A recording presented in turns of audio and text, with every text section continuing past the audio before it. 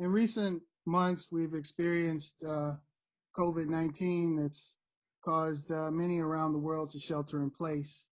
And here recently in the United States, we've experienced the death of Ahmaud Arbery, Breonna Taylor, and just within a couple of days, the death of George Floyd at the hands of law enforcement.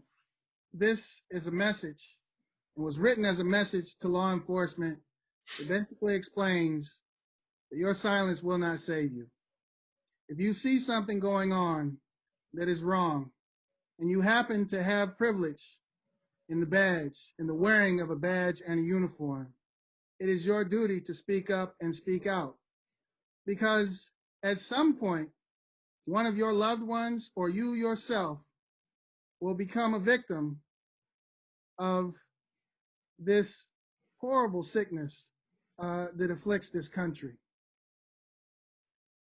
January 21st, 2017, I remember combing through images on Instagram.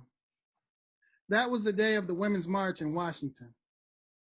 It was a welcome sight because the day before, the world watched as our nation's cradle of power turned from Babylon to Hitler's toilet with the placing of one hand and the raising of another. His predecessor was the glimmer of hope and grace many prayed they'd live long enough to see. Following the traditions set by those who came before him, the old left a handwritten letter for the new that said plainly, "Please don't fuck this up." After carefully placing his chair beneath the Oval Office desk, our president strolled the halls before leaving the Alabaster House, closing the back door for the last time. Before the latch came to rest, his legacy had been deleted. Before the new regime could march through the front, gone would be any trace of our royal family and their many contributions to the betterment of this country. The headline should have read, "The Crowning of Sesame Street's Most Very Stable Genius." The lid had been lifted, allowing the noxious fumes of hatred and greed that had been brewing for 8 years to escape. They would ravage the landscape for generations to come, breathing new life into an enduring confederacy, bathing their beliefs in the blood of the innocent. In attendance were the grinning trolls that now openly shat upon commoners from their gilded perches. He had been given the keys to a kingdom, granting him sole permission to turn back the clock, holding freedoms hostage. I'd recently returned from a teaching endeavor on the continent of Africa, Nairobi, Kenya to be specific. I remember my last days there. They were filled with anxiety, wondering if I'd be allowed back into my own country, wondering if I'd be allowed to see my family again. Although I loved being in my ancestral home, a deep fear began to coalesce, giving birth to an imagined life without them, and the struggles they would endure played out as I boarded my connecting flight in Amsterdam. Several times in my life, I've heard, "Go back to Africa, nigger."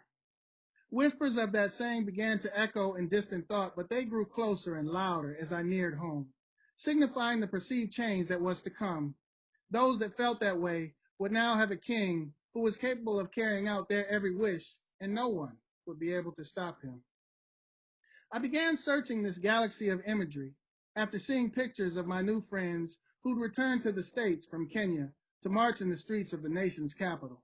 They marched with their daughters. They marched with their mothers. They marched with their wives, sisters, girlfriends, and neighbors in support of humanities' rights, women's rights, racial equality, and immigration reform.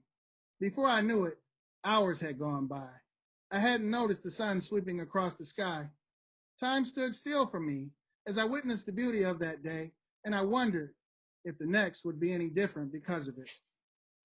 Now, I am only able to remember one image from that day. I've searched for it endlessly, without success. It was a cornucopia of She Who Guides Us, a mass of women united for a common cause, holding hands and signs in protest. My memory now allows me to see the face of one woman and the words of one sign. For decades, I have arrested those who bear my likeness, with the understanding that society will become a safer place. But years of watching, stalking, chasing, and catching the rabbit have taught me that I and those who look like me are in more danger now than we have ever been. I spent years thinking that I was somehow different from those I was hired to protect and serve. Then I began to question, who do we serve? Who do we protect? And who do we police? Why are we used to separate the poor from the fortunate?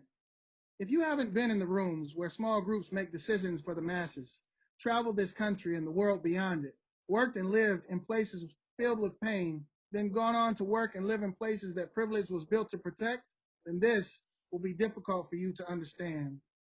It wasn't until I looked in the mirror that I realized what must be done. In the beginning, I couldn't look at myself for more than a second at a time.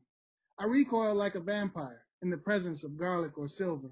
I was seeing the damage that I had done to the people that I was supposed to be protecting. Early in my career, when I make an arrest, my bosses, be they white or conditioned blacks and Hispanics, would say, "Good job, boy."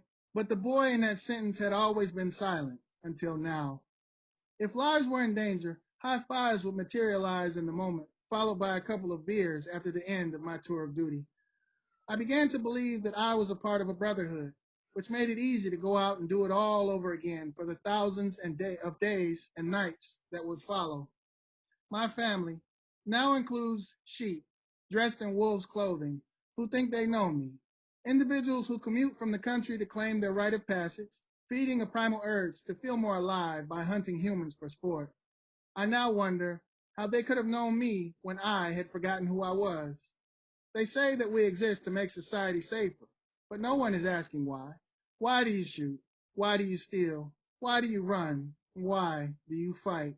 And because no one is asking, nothing changes. When I left patrol, I got a bird's eye view of what all of our hard work had accomplished. More black bodies in chains. So I began to ask the questions, and my peers would begin to ask me if I was okay, or they would say that it was I who had changed, when the truth was, I was just beginning to truly do the work that I was hired to do. When I began to see my family members reflected in the population that I swore to protect and serve, it became more difficult to pull the trigger, to throw a punch, or to be violent without consequence, because even with death looming above, I saw my sister. I saw my brother. Those that I had been chasing all along were the mirror image of me. As my days wearing a badge near their end, I am able to see more clearly that I too will join the ranks of the rabbit, with no suit of armor to warn the slave catchers that I was once one of them.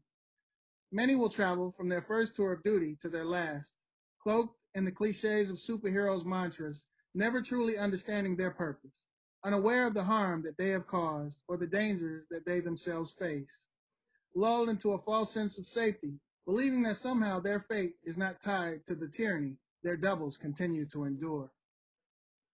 Many will choose to keep their mouths shut, opting not to share what life has taught them because they are afraid. They are afraid that it will endanger their standing. Many are so blinded by propaganda, unable to see the signs, that they will fail to act before someone they love stumbles into that forbidden place, that place where the line between hatred and indifference is as thin as the edge on a razor blade, that place where sun-kissed skin is a death sentence.